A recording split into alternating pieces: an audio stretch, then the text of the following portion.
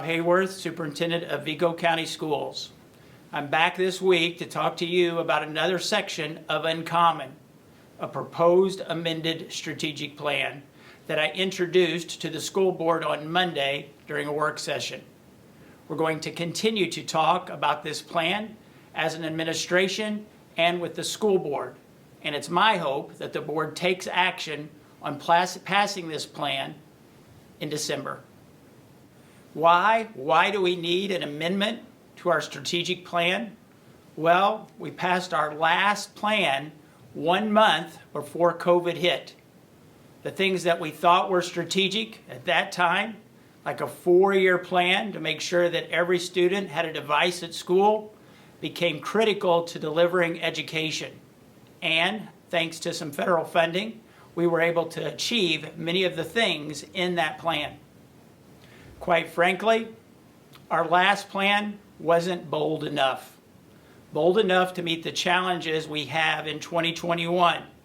And perhaps the biggest challenge we have is that for the second time since 1910, Terre Haute has fewer than 59,000 residents.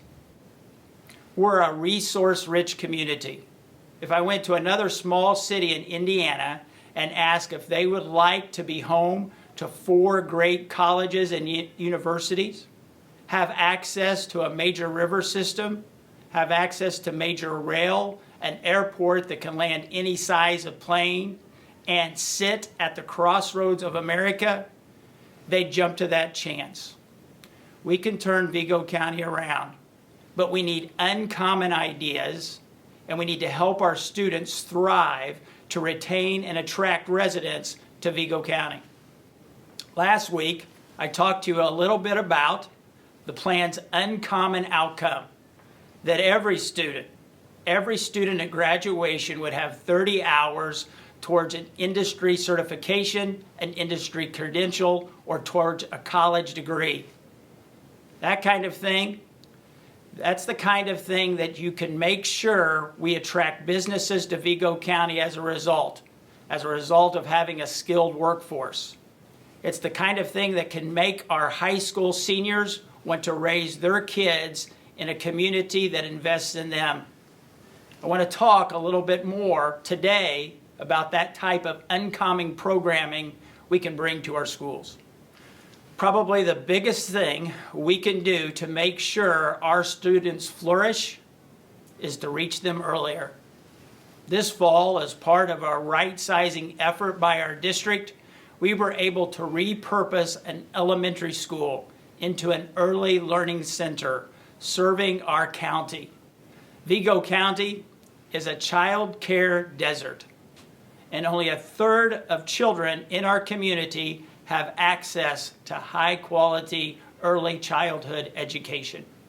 We now have 300 early learners at Deming engaged in high-quality education, which means that more likely they will be ready for kindergarten, and kindergarten readiness is one of the biggest indicators of success in high school. So it's critical for our community. We're not done yet. Our plan proposes expanding partnerships with our community to support more high-quality early childhood education in our community, and developing a pipeline of providers through providing professional development opportunities and career pathways. Once these early learners are in our schools, we need to offer them more blended learning opportunities.